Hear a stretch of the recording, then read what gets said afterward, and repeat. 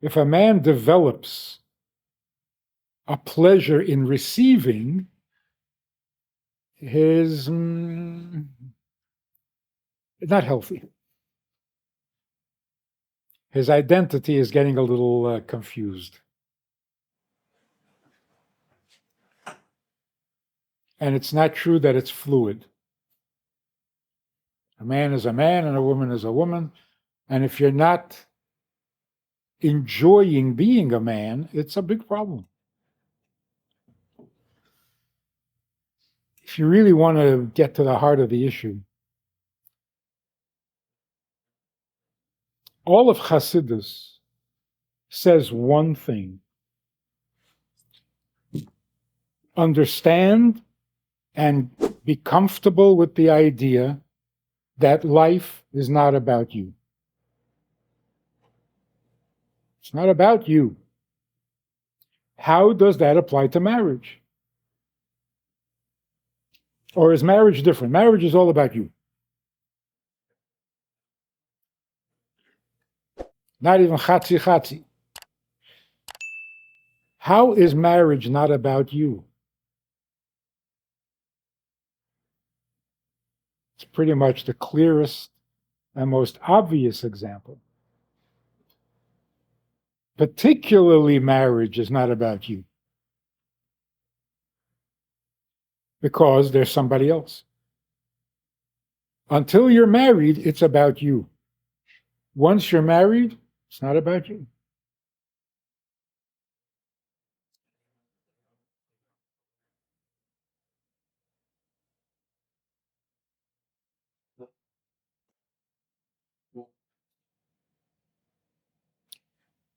What makes it possible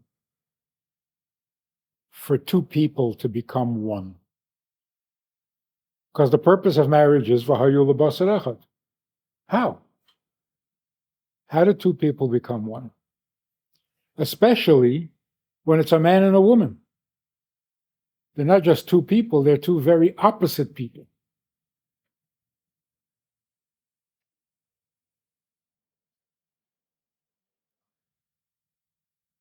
Going straight to the core of the issue, marriage means a mashpia and a makabel. What is a mashpia? A mashpia is someone whose pleasure comes from giving. If you don't have an enjoyment and a pleasure of giving, you're not a mashpia. Even if you give, you're not a mashpia. Because a woman can give, and a lot, but she's not a mashpia. Why? Because that's not her tainug. A mashpia it means not only that you are mashpia, but that being mashpia is your greatest satisfaction.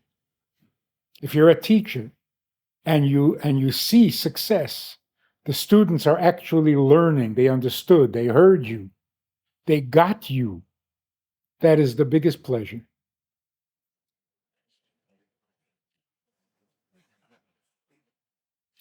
So a man is supposed to be the mashpia. If a man develops a pleasure in receiving, his not healthy. His identity is getting a little confused. And it's not true that it's fluid. A man is a man and a woman is a woman. And if you're not enjoying being a man, it's a big problem. So how do you know who to marry? Somebody nice, somebody good, somebody smart? Those are too vague. Those are too general. So if a guy says, I met a girl, I can't believe she's so fantastic. I've never seen anybody like her in my life. She's so smart, she's so good, she's so capable, unbelievable. Should I marry her? Absolutely not. Unless You don't really know her. And what you're describing is not exactly true. But if what you're describing is true, she doesn't need you. What are you marrying her for? What are you going to give her that she doesn't have? She's smarter than you, stronger than you, and more capable than you. Obviously, I don't mean you should marry some nebuch. I mean somebody who can look up to you because you have something she doesn't have. I had this Israeli woman, one of these very learned, secular, frum, traditional, but not, one of these is Chevraman. Anyway, so she's very into Torah. Yeah, everything's very good, except for one line in the Torah. V'hu yimshul bach. She says, fix it, get it out. It's a perfect Torah, and that one sentence ruins the whole thing. V'hu yimshul bach, turning every woman off.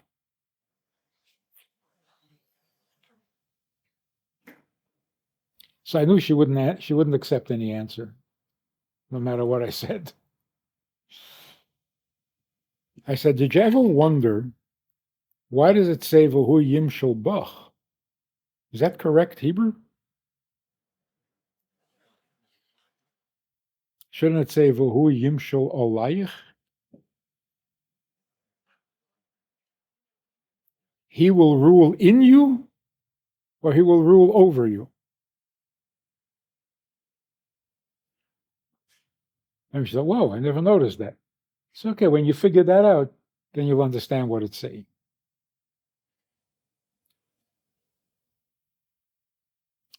El ishech chukosech, v'hu yimshul bach. Meaning, you have a longing for a husband, and you want him to be Moshel. Not over you, it's in you that he should be the Moshel. And if he's not, I don't need him.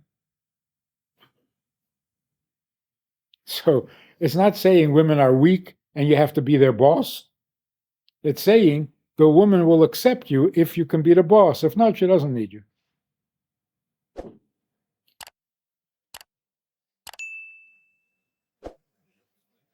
So even the most capable, successful, powerful, intelligent woman in the world is looking for a husband who will be her hero, her father, her protector, her something. Otherwise, what does she need him for? So this whole idea that a man and a woman, a husband and a wife, are equal is a horrible idea.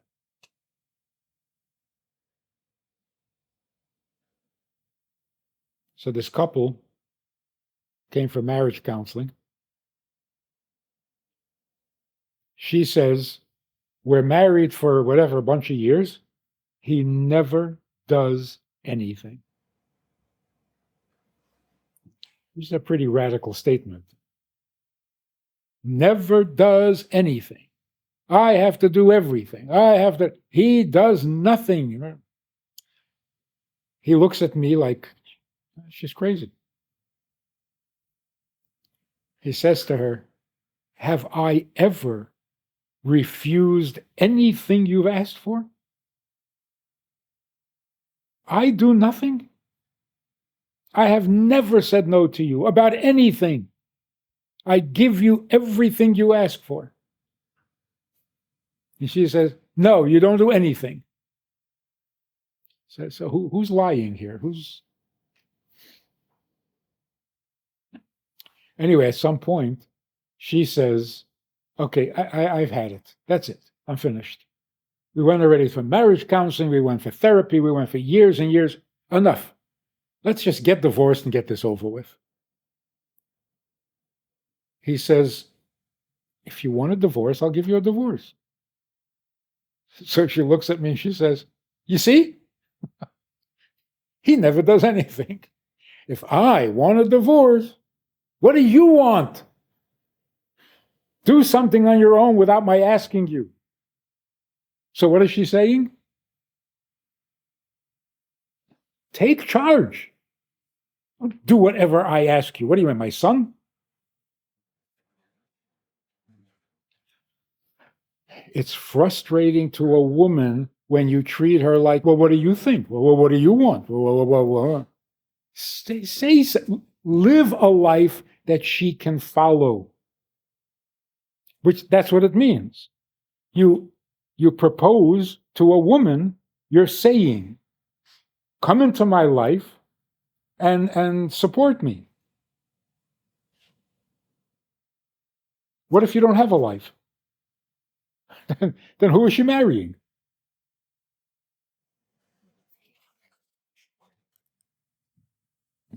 It's become very popular. She has a life and she wants to marry you if you'll join her in her life. So you're going to be the wife. And then nobody's happy because you can't fool Mother Nature. If you become the wife, she becomes the husband. She hates you for making her become the husband. And you're wiped out because you can't be a man. The whole thing is a disaster. So, number one, before you even think of getting married, do you have more or less a picture of what your life is going to be? So you know what you're bringing her into? And it doesn't make sense, and it doesn't say, join me. Join me. You're not big enough or interesting enough for her to commit herself to you. If you have a life that she approves of and likes and wants to be part of it, then she joins you in your life, not just in your personality. So you have to have at least a vague picture. Tell her what life you're bringing her into. Doesn't have to have every detail, but something. That's number one. Number two, what do you consider a family, a home? What does that look like? What are the rules of a home?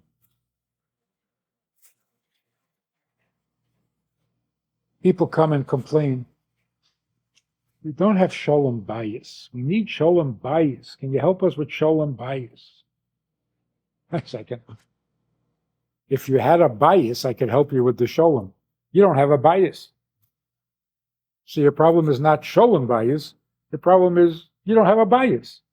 You have no structure.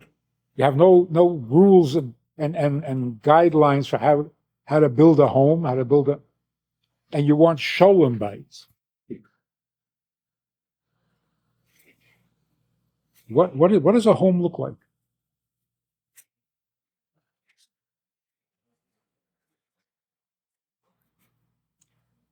In different countries, different cultures, it's a little different from other countries. What is your picture, not only of your life, but of your home? Of a bias. What's a bias? Then you can get to how do you make sholem bias.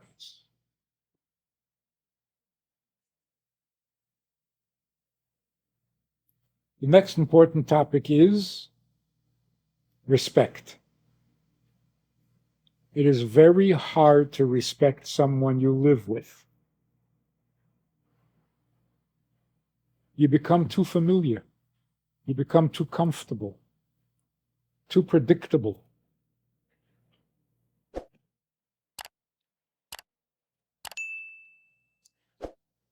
I just read that there was a very, very holy man, out of this world guy.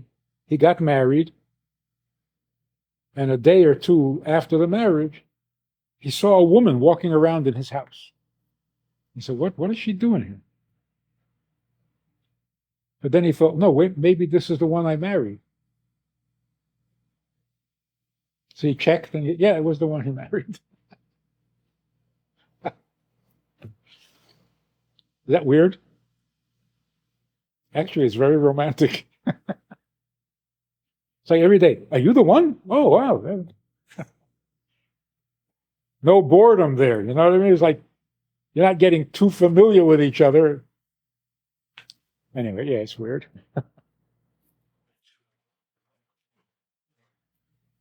How do you stay respectful day after day, seeing people in their natural, unprotected, without the makeup and without trying so hard to be nice? How do you maintain respect? That is such a crucial question. And no one ever talks about it. Not in the books, not in the svarim, not in the.